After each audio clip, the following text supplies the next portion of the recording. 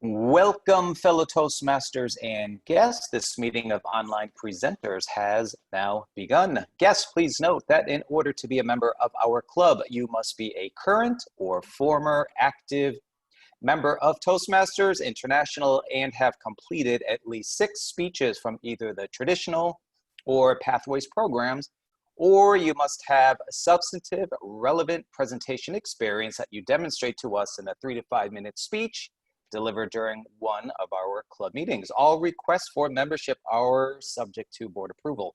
If you have not already done so, please change your panel to ensure it shows your name and role, if you have one.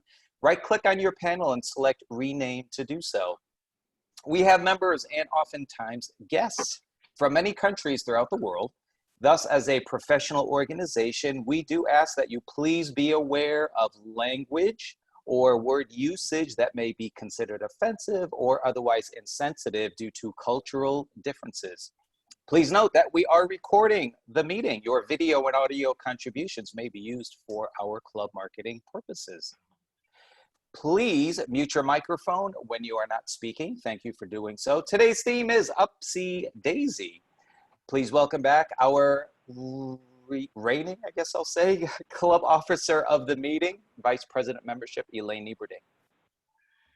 So hi, everyone.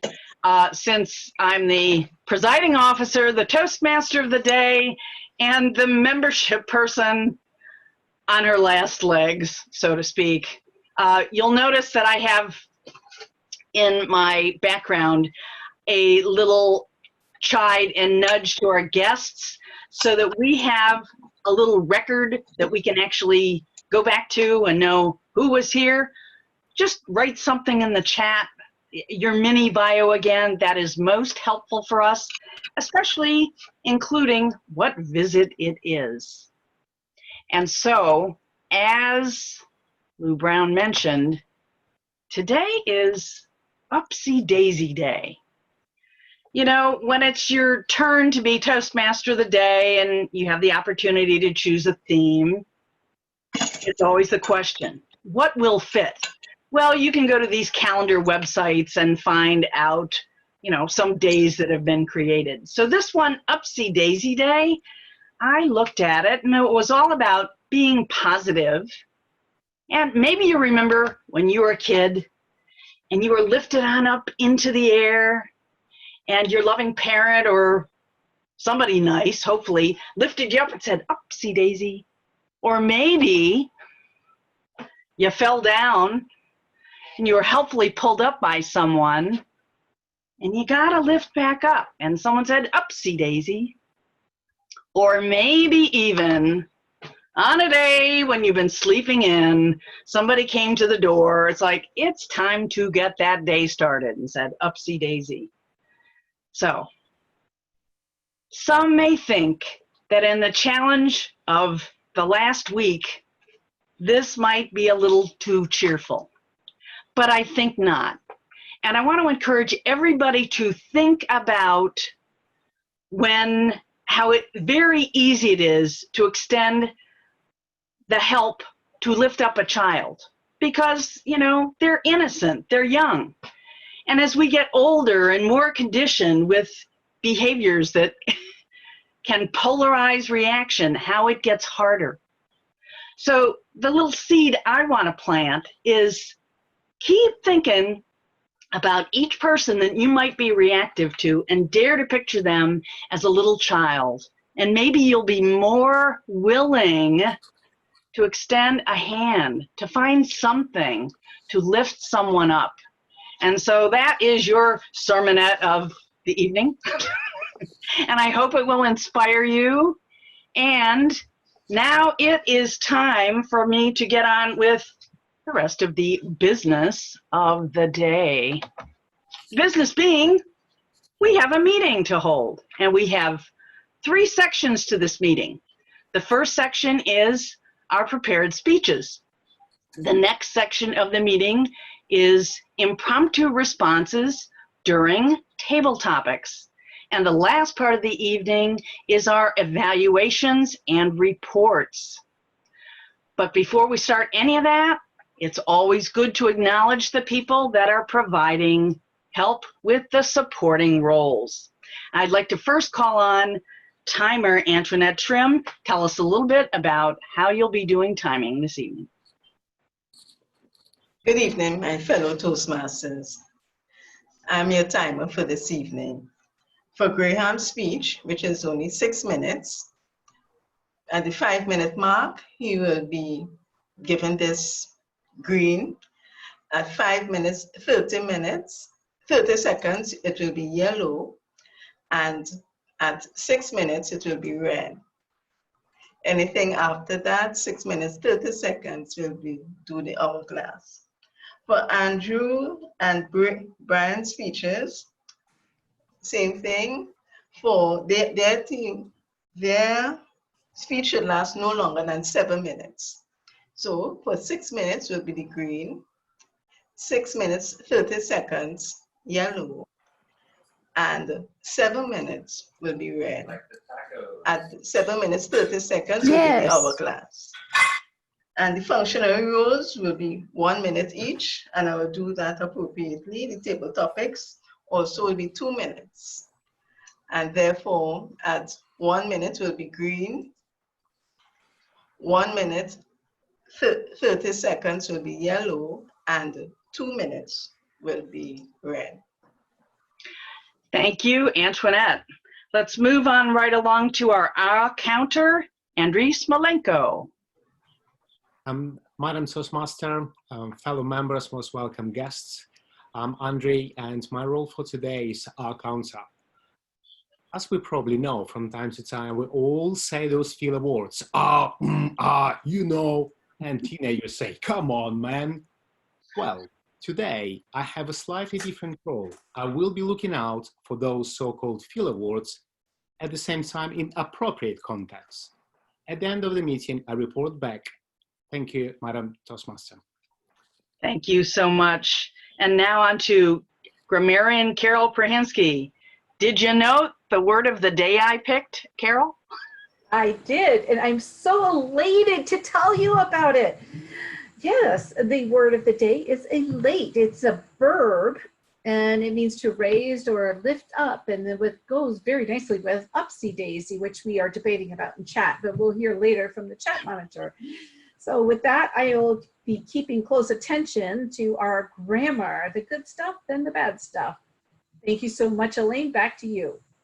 Thank you. Our watcher this evening is Tiger McCandy. Tell us what the watcher does, Tiger. Thank you very much, Mrs. Toastmaster. So I'm going to be looking at how you appear in your box. Background, whether or not you're on camera, all those kind of fun things. And I made a deal with the voter. He said he would vote for me as best watcher if I would vote for him as best vote counter. Thank you very much. We are an affable group.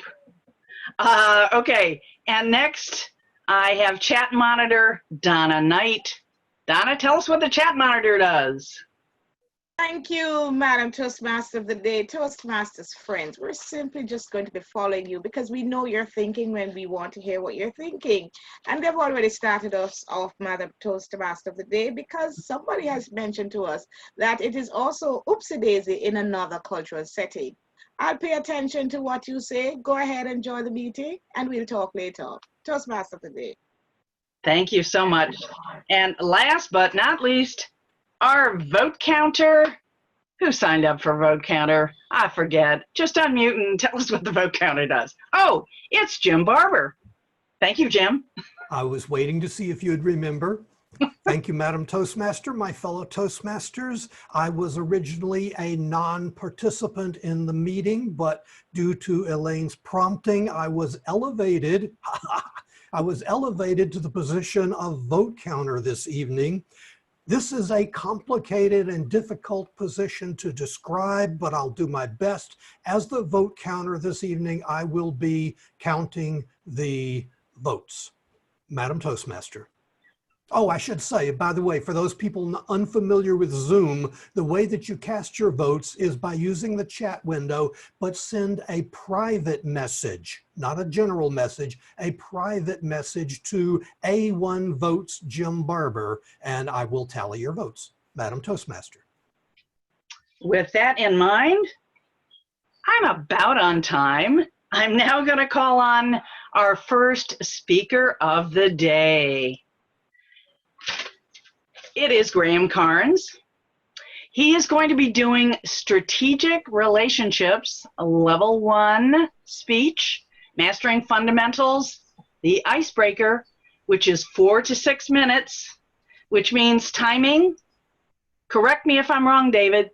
Green is at 4, yellow is at 5, red is at 6, and cutoff is at 6:30. That's correct. Graham Carnes is today starting his 7th path, hear that, 7th path in Toastmasters, Strategic Relationships. And he intends using this path to focus on the second word in that path, relationships. In coming months, he'll be exploring cross-cultural communication and networking with people from around the world and using social media for something other than cat pictures and food porn. And he'll examine leading volunteers and leading discussions on making the world a better place. Well, that's all to come. But today, Graham begins the path by looking at what makes him so passionate about relationships and how it all began with a song in this icebreaker titled, Thank You for the Music. Take it away, Graham Carnes. It was 1968. I was 10 years old and a song came on the car radio as we drove across the city to my grandmother's home. It was a boppy, up-tempo country crossover song. It had driving drums and an insistent rhythm guitar. And then O.C. Smith began singing. Well, the path was deep and wide from footsteps leading to our cabin. Above the door there burned a scarlet lamp, and late at night a hand would knock, and there would stand a stranger. Yes, I'm the son of Hickory Holler's tramp. So why did that song have such an impact on a 10-year-old boy that I can still clearly picture that 50 years later? Because I was angry, so angry at the unfairness of it all.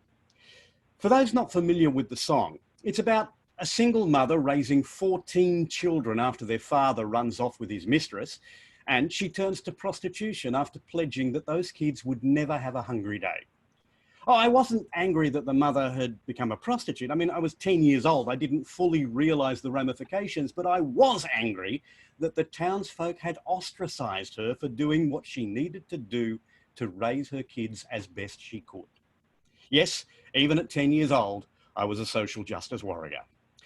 But the thing about that song, ladies and gentlemen, I'd like you to think about is it's about prostitution, and it's about child abandonment, it's about death, and it's about grief, and yet it still reached top 10 status around the world. Why? Because those deep subjects were wrapped up in 3 minutes and 44 seconds of pop music. Pop music is not just, as Paul McCartney sang, about silly love songs, although in that he also said, what's wrong with that, I'd like to know. I mean, Ed Sheeran a couple of years ago had a hit which reminds me an awful lot of my relationship with my wife, Shirley, when he sings, I found a love to carry more than just my secrets, to carry love, to carry children of our own. In fact, pop songs have largely charted Shirley's and my life together. There was the Hollies, Too Young to Be Married, which mirrored the strains and stresses of having a young family on a single income. They find it hard to make ends meet, but they don't mention it, because they have each other. And love is free. Or as Tanya Tucker sang in Two Sparrows and a Hurricane, the world says they'll never make it, but love says they will. As I say, pop music is about big issues. It's not just about love. Sometimes they're really, really big issues. Clarence Carter in Patches tells a coming-of-age tale where a young man has to take on responsibilities far beyond his years when his father dies. And he says, sometimes I felt that I couldn't go on. I just wanted to leave, just to run away from home. Then one day a strong rain came and washed all the crops away. At the age of 13, I thought I was carrying the weight of the whole world on my shoulders. And yet he didn't give up.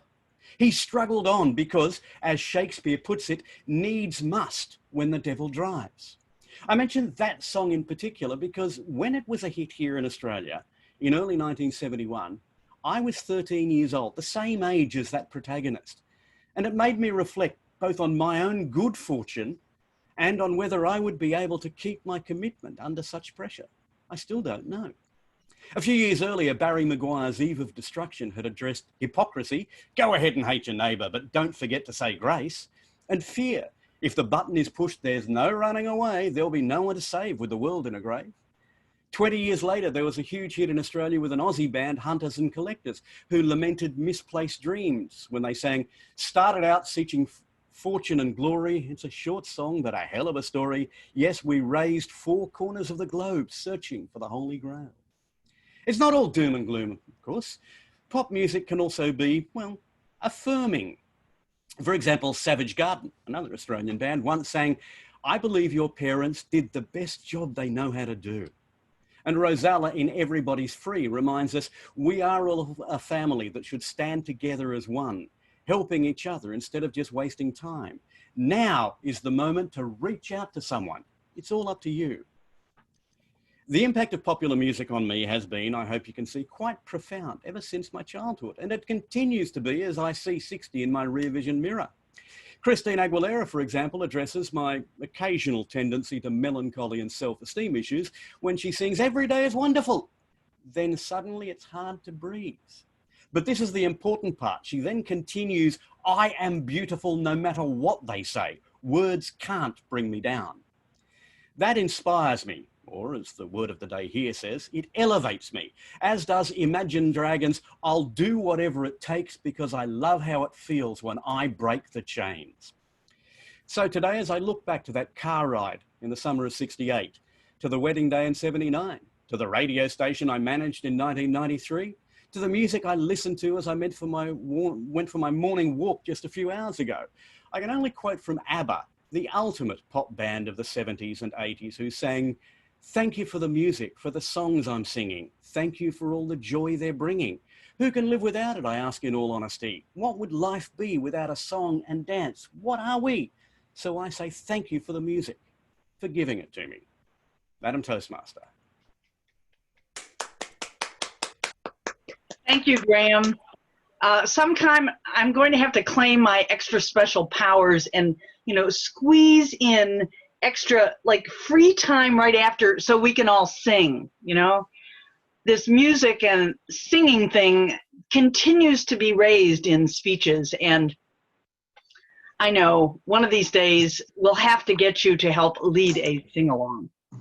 Moving right along, speaker number 2 is Andy Byrne. He is a charter member of Online Presenters, a DTM, and a district leader, very active in South Florida. He's working in what's called the other manual or non-manual speech, 5 to 7 minutes, called testimonial pitch. Andy will have us focus on being Toastmasters as problem solvers. Now, worldwide, maybe in your home district, the problem is building membership strength during this COVID-19 crisis. What can you do? Participate in giving a testimonial? Yes, addressing why membership. And you'll actually have an opportunity to stay after our formal meeting end, and we invite you to do so to help Andy collect some recorded testimonials, why membership. But right now, here is Andy. And are you at the start of your slides, Andy? If you are, over to you right now. Thank you.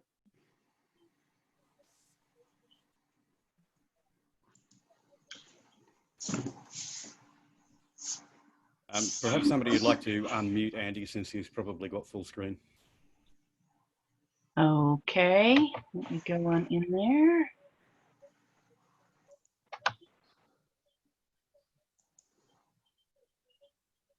You should be right now, Andy. Okay. All right. Welcome, fellow Toastmasters and problem solvers. For those of you in leadership or have been in leadership throughout Toastmasters, you recognize that membership can be an issue from cycle to cycle. This year, however, many of us, particularly in my district, District 47, has had many things to contend with. We had a hurricane affecting our Bahamas clubs, and we have the COVID-19, which has affected everybody. Membership is down, not just in our area, but it's down throughout the globe. We are problem solvers. We are at an intersection of this crisis and opportunity. How do we deal with membership? How do we solve those problems? The diagram I have on the left talks about one way of looking at your problem and the solutions. Many people say that when you have these kinds of problems, marketing is the solution. David's always talked about the importance of having a great website and how it draws people in. Marketing, providing information and brands so that people want to join you, want to participate in your products or services. Marketing funnel is a terminology used in the advertising world, and it talks about taking individuals over here and drawing them into the funnel through attraction, engagement, selling them, and connecting them. These are some of the talking points within the marketing community, and they talk about generating leads through social media, networking, articles, internet, webinars, and podcasts. And David probably knows a few more. When you talk about marketing, the first thing you talk about is, what was the research? What research did you do to figure out where is my market? Who do I present my marketing plan to? Who do I engage? And what kind of teamwork is there? This is a typical diagram or flow chart of the different things that are involved in developing your marketing plan. Most importantly is looking at this section over here. What are your action plans and what are your goals? As you implement your marketing plan, the next thing that comes into place is social channels. We talk a lot about social media, internet marketing, Facebook, LinkedIn, Instagram, YouTube, and Twitter. Guess what? Toastmasters is involved in all of those things, and here are some of the locations you can go to. Let's think about research. Why is this important? Well, who do you present it to? What's the background? What's the historical structure? And how do people react to the Toastmasters program? Well, we can see in the top right that people have a fairly good impression about the Toastmasters program. From a demographic standpoint, the average age is 46. Well, I'm bringing that curve all the way up. You also have more women than male involved. This I found really interesting. 84% of all people that participate in the brick and mortar clubs do so within 10 miles of their physical location. 62% belong to clubs that within 5 miles of their location. You have a very professional structure globally, and you have more people working than not working. But now, due to COVID-19, you have 40 million people out of work. The other issue that you have to think about really hard is who's out there, and realize that there are generational differences between a traditionalist born between 1900 and 1945 and the millennials born between 1977 and 1994 and 1981 to 2000 are also included millennials.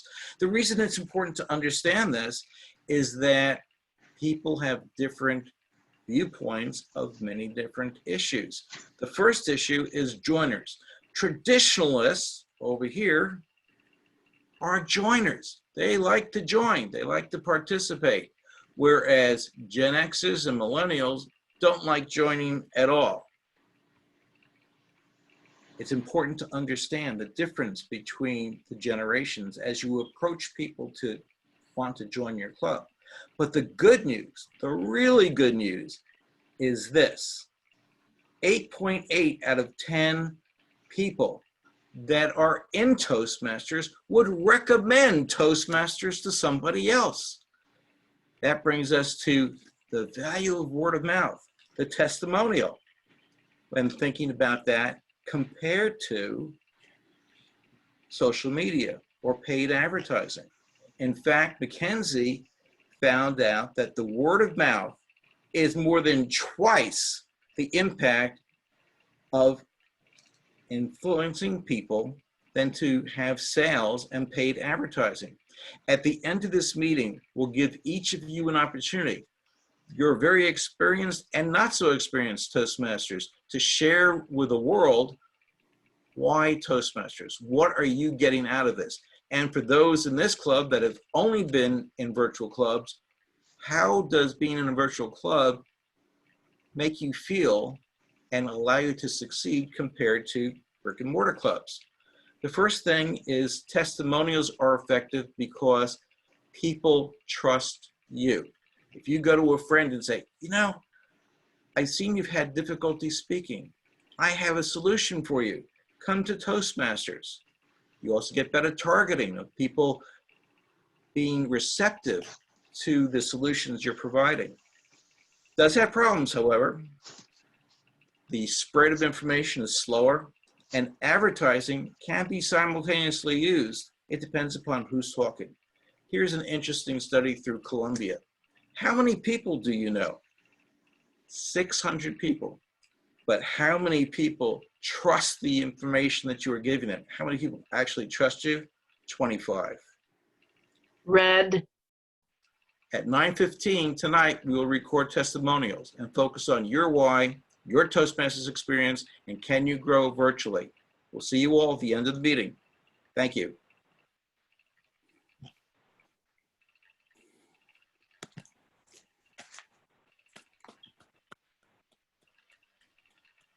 What amazing food for thought. Why you? Why Toastmasters? And let that bubble on up within you. There's so many people we can touch to invite into this fold of this great organization or this club or your local club. And once again, you'll have an opportunity to stay after the meeting if you'd like to contribute in that way. Now, on to speaker number 3. He's affectionately goes by BDC, Brian David Crawford. He is doing a presentation mastery level 1, mastering fundamental speech, evaluation and feedback for speech. Do you know how to open a banana? It's more complex than you think. And Brian David Crawford is here to show you why. Here's BDC. How to open a banana. Take it away, Brian. Thank you very much, Madam Toastmaster. This is a banana. And there are only 2 ways to open it. The first way is you pull down the stem, and voila, delicious banana. But sometimes the stem gets a little mushy, so you got to pull out a knife. So you chop it off. Presto, delicious banana. But what if there was a third way to open the banana? A secret way that millions of people from all around the world use to open their bananas every single day. Well, there is. This way is more efficient and works every single time. Doesn't matter if the banana is brown or green or any other color in between. I'm here today to tell you how I discovered this secret hidden in plain sight and how it changed my life. It starts off in one of those late nights in college where you're up way too late studying something. And in the corner of my eye, I have the TV on in the background. And I see this monkey, and he's opening banana after banana after banana, And I'm thinking to myself, holy Toledo, that monkey can open a banana better than I can. I was very jealous of it. I mean, sure, he lived in a cage, whereas I lived in a dorm, which was cage-like. But still, that monkey's banana opening skills were off the charts amazing. And then I noticed something about the banana. Well, I had spent my entire life opening the banana from the stem. The monkey was holding the banana by the stem. The monkey was opening the banana from the bottom, like this. The next day I ran to the zoo because I just had to know. Was that some futuristic monkey from the Planet of the Apes? Or is this just how monkeys open bananas?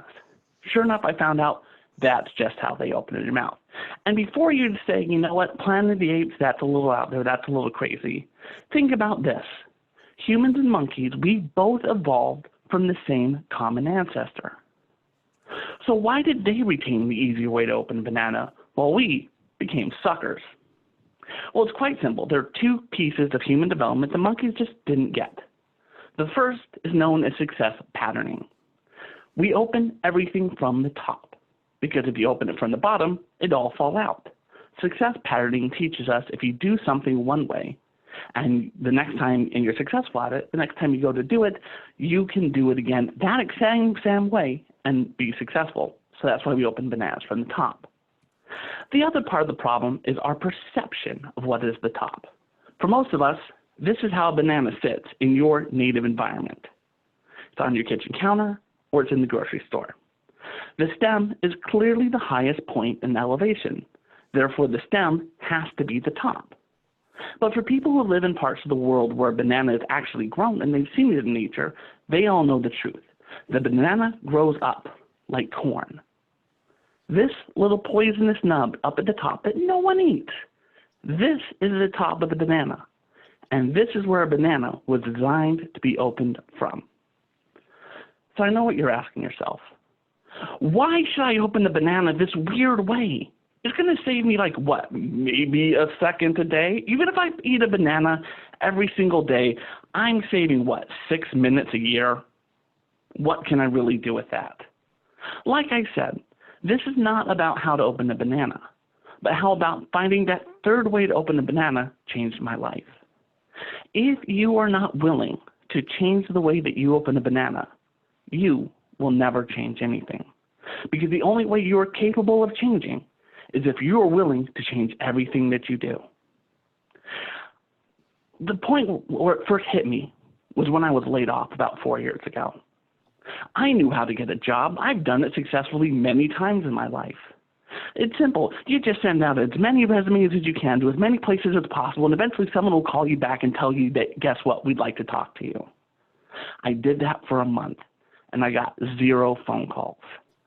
And nothing was working, and everyone's telling me, you got to do this, you got to do that, you got to change this, do this, do this, do this, do this. And I was just getting frustrated. Then one morning, I'm sitting downstairs sending off more resumes and more resumes and more resumes, and my daughter comes downstairs, and I ask her what she wanted for breakfast. She said, banana. I realized I had to take my success patterning, take everything I knew about my perception about getting a job, and throw it all out the window. So I reformatted my resume and made it look terrible. It had Arial font, and it was very boring and generic. I also stopped applying to millions of jobs and instead focused on applying to one job every single day. And you know what's the most incredible thing?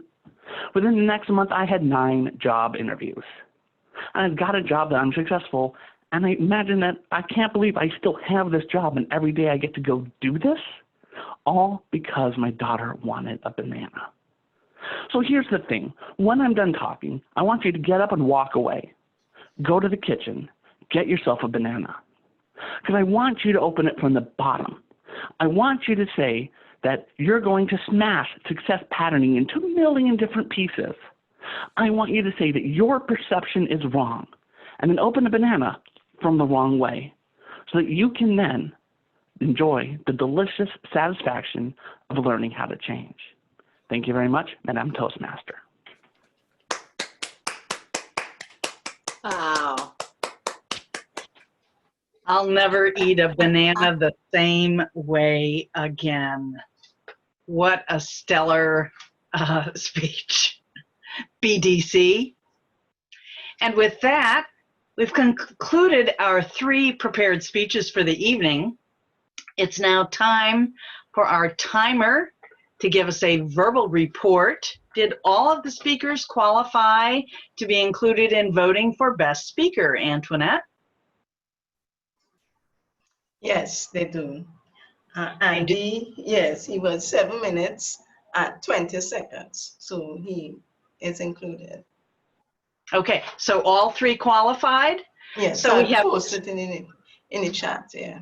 Okay, so please send your votes for Best Speaker to our vote counter, Jim Barber, either Graham, speaker number 1, Andrew Byrne, speaker number 2, or BDC, Brian, speaker number 3. And with that, it is now time to move on to the second portion of our meeting, Table Topics. And hosting this portion of the meeting is Tricia Smith. Take it away, Tricia. Hello, everybody.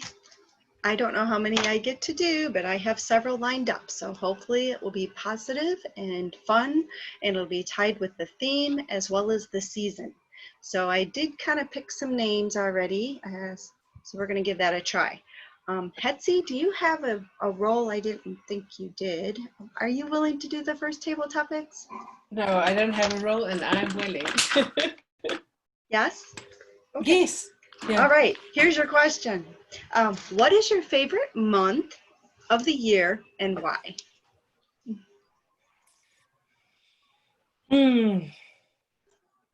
My favorite month of the year is December. It's not because it's Christmas, although that probably would count for something. It's not because it's the end of the year, because that's pretty, fantastic too. At least in South Africa, that's the end of our academic year as well. Where here in the US, it's all messed up, but that's another story.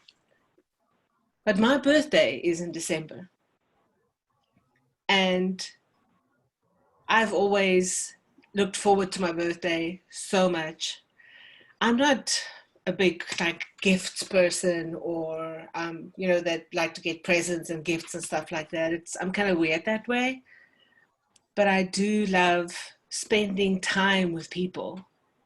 And because in South Africa, December is our summer holiday. Yeah, everybody from the Northern Hemisphere, get your mind around that. Summer, December, yeah. I just love being outside all the time, being able to go to the beach, and then celebrating my birthday.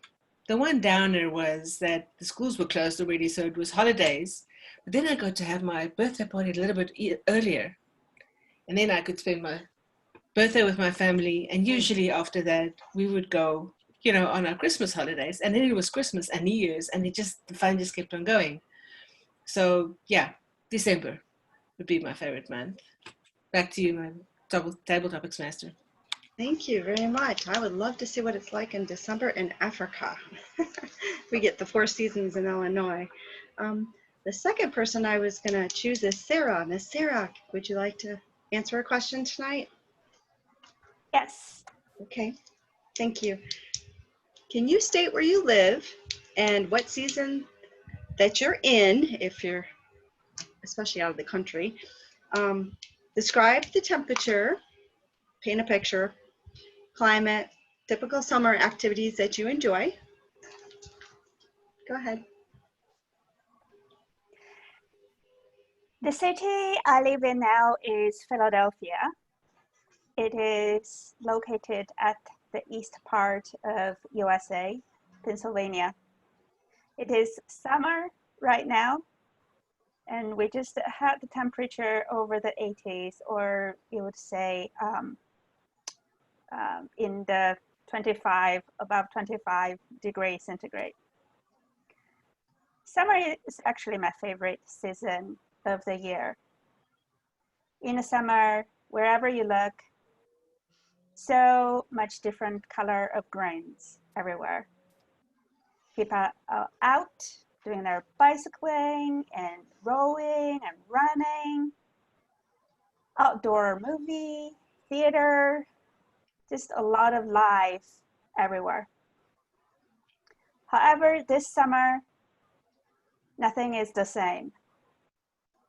We had to stay inside because of COVID.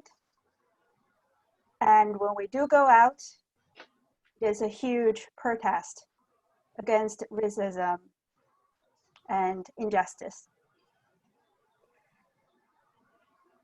It is, nature still is the same, but I'm just very sad. A lot of our life has been disrupted. However, I'm hopeful. I think we're working towards a better reality for all of us.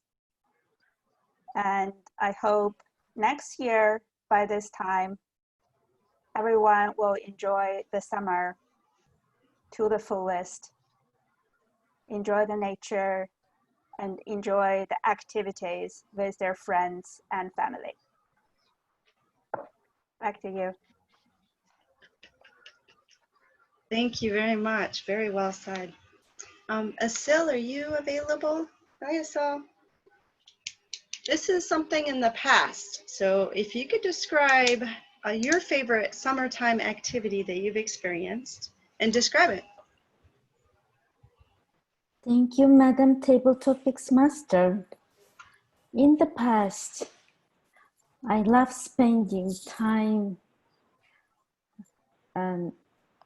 when it was summer. I used to live in a small town. So as children, we loved playing outside. I grew up in the Soviet Union, so we didn't have much, to go to be entertained, like parks.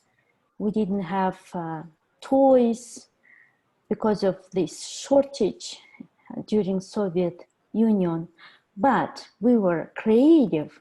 We played with everything we found outside, sticks, lids, and we came up with all games like being pirates, having adventures, and we were so happy just to spend outside and see each other and share with stories that we read and we implemented in our games. We had the most enjoyable time because that feeling was so pure and the emotions were so strong. So I remember my childhood as the best time I had. Back to you, Madam Table Topics Master. Thank you. That was awesome. Birgette, let's see if I can see you. I think you were here. Birgette? I'm here. I just changed my Hello. background, sorry. Oh, there you are. Hi. Okay, here's your scenario. Without any reference to limitations with money, wouldn't that be nice? Where you can travel, no COVID restrictions. Can you describe a vacation, trip, or travel that you would like to have to go on and why? There are so many places in this world that I want to go. So it's going to be super difficult to narrow that down. I've been to a lot of fascinating places. For example, Barcelona was so open, very cultural. I actually preferred Barcelona over Paris, believe it or not. Maybe because I was traveling by myself. And it was just one of those things where I basically wanted to just experience the culture. So it's not something where I saw every single thing that there was to see in all those different cities that I went to. But if money were no object, I'd love to spend at least a month in Hawaii. I think after that, I would get island crazy, to be really honest, because at some point you're very, very cut off, but that's the entire point, right? That you're totally cut off. My favorite island is Maui, but what I would love to do is actually be on every single island, which I personally can't afford, and I certainly can't afford it for a month, but really go through the different gamut of different things. So being able to stay in maybe a condo or a B&B, maybe do some of the really fancy resorts, stay in a beach house, and really see all the different flavors of Hawaii and all the different islands. So Maui has a lot of hiking. There's great surfing on near Honolulu in the North Shore of Oahu. There are basically volcanoes on both Maui as well as the Big Island. So really to be able to investigate it and not just be able to stay for, I don't know, 3 days or 4 days or something, because that's all I could afford in the past. But I'd really love to experience more of the culture and really see the differences between each island. So if money were no object, I would do that, and I wouldn't feel bad about splurging on some of those resorts either. Mahalo. Madam Table Topics Master. That sounds wonderful. I'm not sure if we have time for any more. We have time for 2 more. Okay. I just hope that my questions are not too closely related, but I'm having fun listening to the answers. It's passionate. Mr. Carl, let's see where you are. Mr. Carl, are you available, Carl? Oh, yes. Okay, hello. Did I say that right? Yes. Okay, thank you. All right. Carly. If you could please pick a U.S. state or somewhere else, can be another country, that you've never been to, and why you would choose to go there, and what you would do. Thank you, Madam Table Topics Master. I've been to many states in the United States. One state that I would love to go and visit is Alaska. I've had many friends visit Alaska and tell me about all the spectacular views and the grand scenery that they've seen, Mount Denali, the cruises they've taken, the glaciers they've seen, the spectacular imagery of Alaska just beckons me. And one interesting fact that came to my attention just last week, I don't know how many people know this, but if I were to ask a question, which country is the United States' nearest neighbor? Not the country, the answer that comes to my mind is usually Mexico or Canada, right? But apparently there is Russia involved. And it happens to be Alaska is the answer. So apparently the 2 islands that Russia and America own, they're about 2.5 miles apart. That's where I'd like to go. I'd like to go there and see how close Russia and America are by way of Alaska. It's very interesting to me, you know, when you find these geographical anomalies. I've heard Alaska is not only beautiful, but it's also highly inhabited. I would love to visit there someday and, you know, explore the beauty that Alaska offers. Thank you, Madam Table Topics Master. Thank you. One more, I think. And the question is for Mr. Marty. If you had time right now to do a staycation, what would you do? Well, Madam Topics Master, if I had to consider what to do as a staycation, I'm really not sure what I would do. I'm working on the theory, of course, that the COVID problem goes away. I think if I were going to do a staycation anywhere, it might be right where I live. And why would that be? Well, I have the good luck to live in what I consider a wonderful place. It's South Florida, so I don't have winters to deal with. It's a condo, but not the kind of condo that you have people making a lot of rules that drive you crazy. So I have a good place to live, and I have nothing to do in the way of keeping it up except what's within my, how many walls? well, four external walls, and that's about it. I like this place.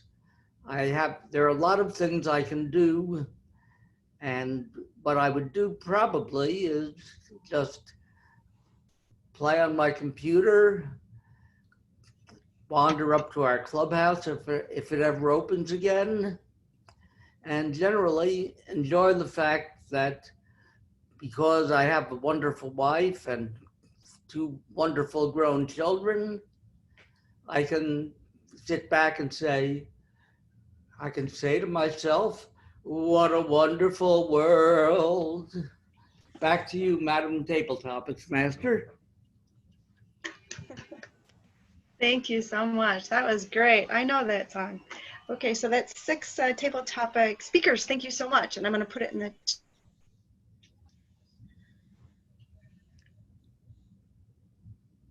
With that, I'd like to call on our timer, Antoinette. Did all of our table topics respondent qualify to receive votes? Yes, everyone. Sarah came in the nick of time of 2 minutes. Etsy, 1 minute 30. Axel, 1 minute 44. Bridget, 1.53. Carl, 1.40. And Marty, 1.45. So everyone qualified. I'll put it in the chat as well. Thank you. So you get to choose between Hetzi, Sarah, Asil, Birgit, and the Carl she mentioned is Bhushan Carly. So if you put in K-A-R-L-E, we'll know if you're voting for him. And lastly, Marty. Please send your votes to Vote Counter Jim Barber. And with that, I would now like to call on our general evaluator to take over the next portion of the evening, Nick Lacani. Let's welcome General Evaluator Nick Lacani. Thank you, Toastmaster of the Day, Elaine. It gives me great pleasure to be General Evaluator today. First of all, we're going to kick off with our 3 speech evaluators. With a time of 2, 2.5, and 3 minutes, I'd like to welcome Roxanne to evaluate the first speech, which was by Graham. So please welcome Roxanne. Madam Toastmaster, fellow Toastmasters, and most welcome guests, and especially you, Graham. You know, I've had a weekend of movies where I've picked some duds and I've picked some wonderful surprises. That story left me with, wow, that was a good story, well told. And my thought was, I enjoyed that. I'm glad I came. Now, in his introduction, Graham had told us that he would be exploring cross-cultural communication and networking with people from around the world. What a setup for that this speech was. We see where he's going to be going over that path. And in this speech, Graham grabbed a hold of us from the very beginning, and he kept that hold of us from 2 things. First, his story. The theme of it was so universal because we all accept and acknowledge that, yes, music is so tied to memory. And he pulled that off using music that we could relate to, that we either knew, or if we didn't, it had such a universal theme as he spoke of it that we could still relate nonetheless. So we still didn't need to know every song. But he used those musics to bridge to either his personal story or to some social issue. But in sharing those social issues, told us still his own thoughts and opinions of it. So it truly was an icebreaker that revealed something of himself. So not only his story, which, wow, but also his delivery. Ain't nobody can fault anything there when it comes to vocal variety. There's nothing to critique. It's got it. You've got the range. The facial expressions were authentic, organic. If I could only see you tell the story and could not hear what you were saying, I would have a sense of how I was to feel. And that's not that easy to pull off because we can get so overly into our facial expressions. Yours felt natural and it kept us engaged. Your vocal variety, of course, your use of pitch and pace when you were conveying excitement, like every day is wonderful, or when you were conveying gravity, when you slowed that down and lowered it with the strains and the stresses. And that part at age of 13, carrying the whole weight of the world on our shoulder, it's got it. Here's what I would say with your pacing. And of course, this is just me. You had a 4 to 6 minute speech. You brought it in at 5:42. You had wiggle room to let some of that, even after that whole weight of the world on your shoulder. I would have taken a longer pause there. Not that I would have, it's easy to see it in the log in my own eye, but a longer pause there might have given us a little more staying power and gravity. So there were times in the speech that I would have wanted to hear the pauses just hang a little more, because those seconds may feel long to you, but they're sitting and drawing us in. Roxanne, I'm sorry, we have to cut you off. Okay, good. No worries. And Graham, I'll share with you in the chat the 2 areas I would challenge you. Thank you very much, Roxanne. And for our second evaluation, evaluating Andrew Byrne's speech, please welcome Emily Thompson. Thank you, Mr. General Evaluator. Thank you very much, Andy, for this very nice talk on Toastmasters as problem solvers. I enjoyed hearing an excellent, well-structured speech that was delivered professionally by a top-notch speaker. So thank you very much for that. I'd like to say a little bit about what I saw, what I heard, and how I felt as you went through your speech. What I saw was you were dressed to the nines in professional attire, and you started those slides in advance in a way that made me want to imitate you the next time I give my slides. So you were cued and ready to go. You had great gestures and relatability. So you appeared large in the frame, and you were using gestures that made me feel that I felt welcome and like I was enjoying your speech because of that.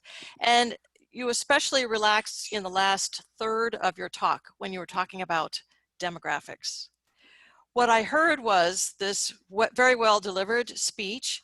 It had excellent pacing, it had excellent pausing, and excellent delivery.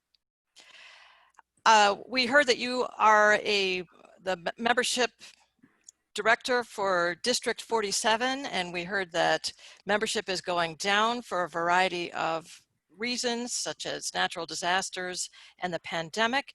And you were asking the question, here we are, Toastmasters, how can we solve this problem? You then went through how we can solve the problem, and this was excellent. You especially started to use those gestures and that humor in that last third of the speech as you were talking about demographic data.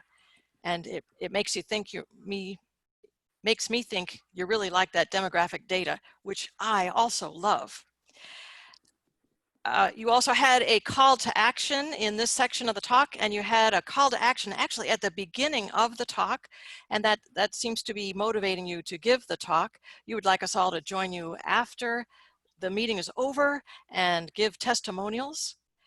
Regarding a few things that you might consider, you did refer to David, but not by his title or his experience, and other guests may not know how David is tied into marketing. That is one of your solutions for how to get more members. Another thing regarding slides is your demographic chart had typing that was probably font size 12. I'm very picky about font size, and I'd like to see that at least a size 20, possibly size 24. One more thing to challenge yourself. You gave this great talk on how to get more members in the club, and you want us to give our testimonials. I would like to hear your testimonial just a little bit. Why are you a Toastmaster? And why does Toastmasters help you in your everyday work? Thank you very much for this excellent speech, Andy, and I look forward to your next one. Back to you, Mr. General Evaluator, Nick. Thank you very much, Emily. Thank you for that. Now, to evaluate our third speech from Brian David Crawford, or BDC, please welcome, all the way from the USA again, Marianne Grady. Good evening, fellow Toastmasters, and especially BDC. BDC's objective tonight was to deliver a well-organized speech on any topic. And ultimately, what's going to happen is he'll receive feedback and he should incorporate it and either deliver that same speech again or a different speech using that feedback. BDC, your speaking style is confident and it's extremely energetic. So it's a pleasure to watch you. There's none of that dragging along, waiting for the next thing. As a matter of fact, your title alone kind of captured our attention and made us want a little bit more, because it was like, what do you mean? There's a better way to peel a banana? So we really were wondering what you were going to say. Some of the suggestions that I might make in a way for maybe you can upsy-daisy your level of speaking is you use the cultural reference of the Planet of the Apes. With such a multi-international audience, that might not be known by everybody. It is a pretty popular one, but using those things in a mixed-up audience like this may not be the best reference. You had asked me to pay attention to your hand gestures, and I did notice you had an awful lot of them, and some of them were a little repetitive. So you were going like this, and it was kind of off screen a little bit, so we couldn't always see the hand gestures, but we knew your hands were going. So if you have gestures, make them purposeful and keep them in frame. So if they're big or if they're small, you know, just think of what makes sense and use purposeful gestures. But it's a little bit different when we're on screen. We have to kind of keep them in the box up here. Another.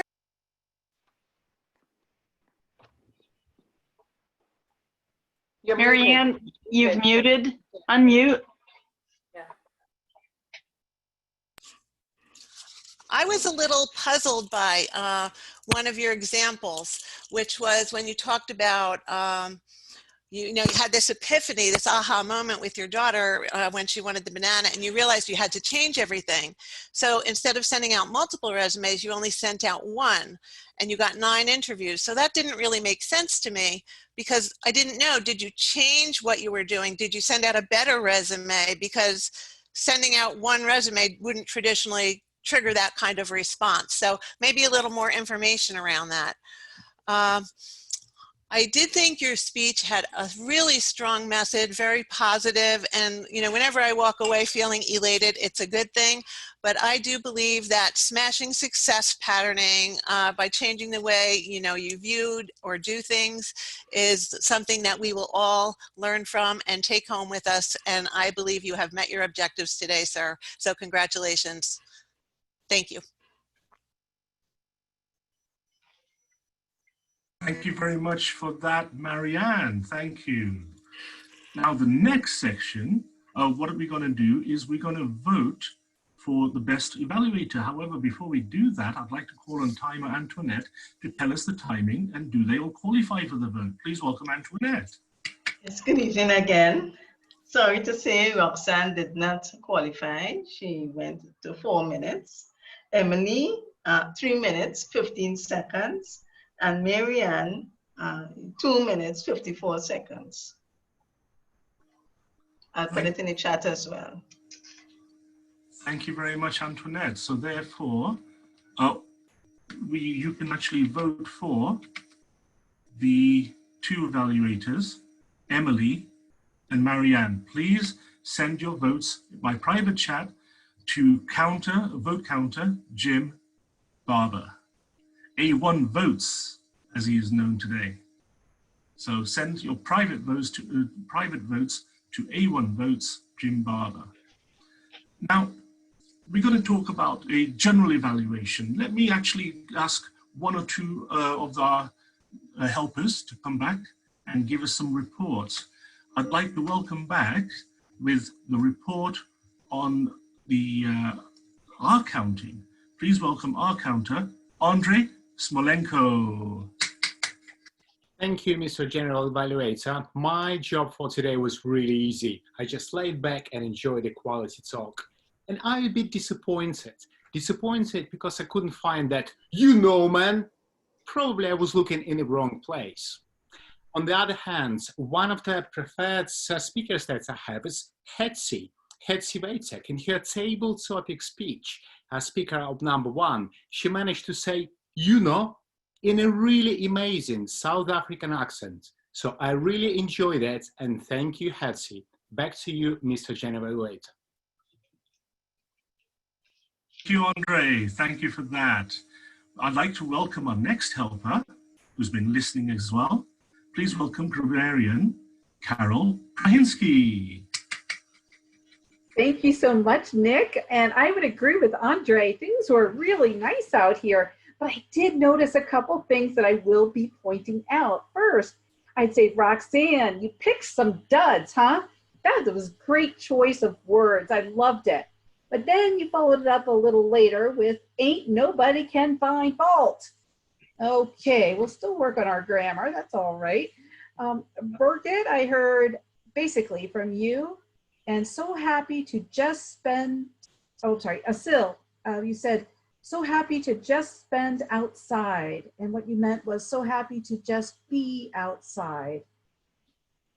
Andy, for you, your speaking is great, but I want you to work on your vocabulary. All right, the word area, when you meant district, you said more women than male evolved, and you meant more women than men. And then lastly, you used the word virtual club, and most of our clubs prefer to be known as online clubs.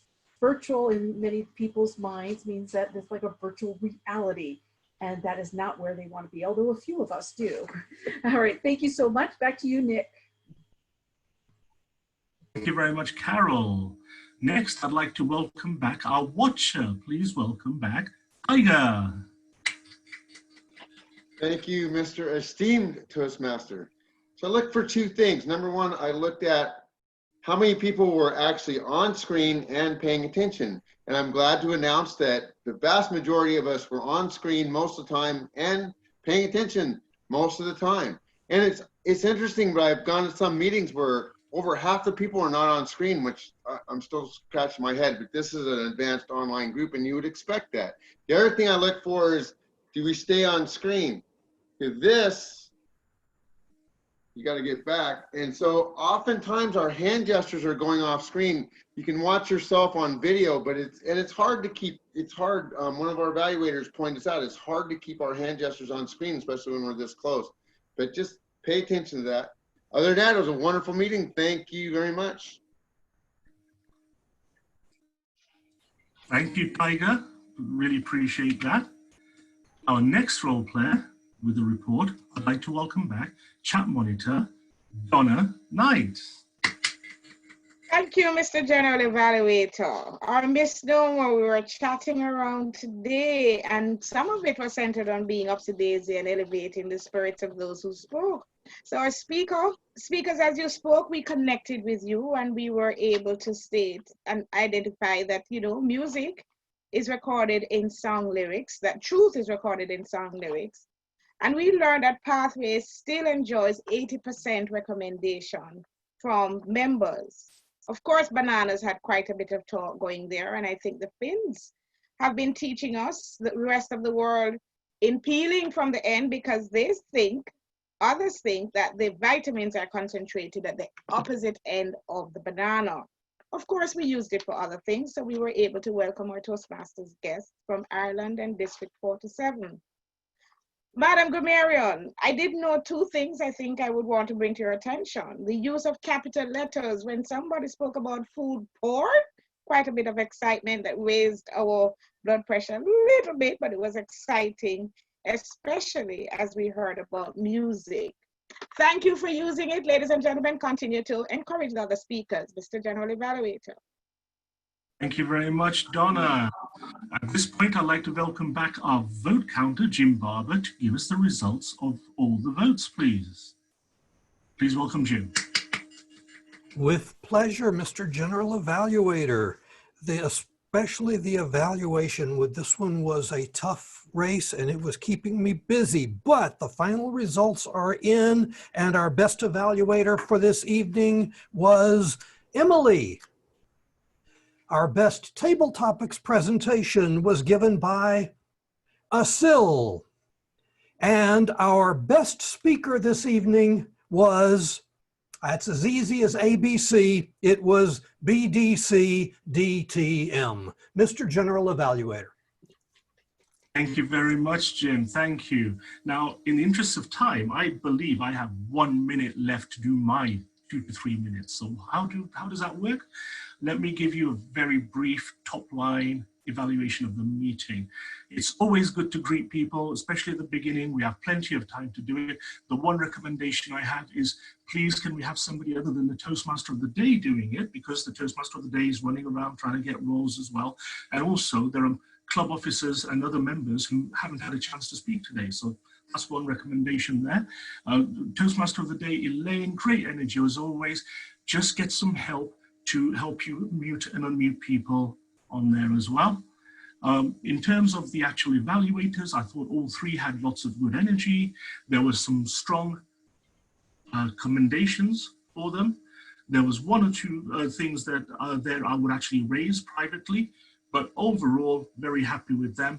In terms of the other functionaries that we have, what I'm going to do, I'm going to send everybody a note that I have notes for, and I'm going to hand back. And that is the end of my general evaluation today. But as I said, I will give written notes to everybody. I want to hand back to Toastmaster of the Day, Elaine Lieberding. Thank you, Nick Lacani. Fellow Toastmasters and honored guests, we just have a few minutes left to get some feedback from some of our guests. First, I'd like to call on Latosha. Can you share a little bit about how you experienced our meeting tonight? I enjoyed the meeting. I can't wait to join another meeting if I'm allowed. But I really enjoyed the speeches. I'm enjoying the structure of the club, and I just enjoyed every minute of the process. Thank you so much, Latosha. I'd like to hear now from Saju. Saju, can you share a couple perspectives about your experience tonight? Hi, thanks everyone. I really enjoyed the meeting. 3 amazing speeches and 3 great evaluations.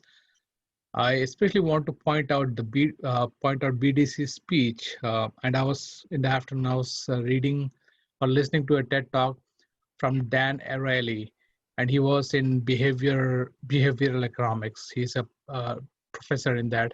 He was talking about the certain patterns which we people like usually do irrationally, right? There is no rational context to it, but we do it just because we've been doing it for so many years.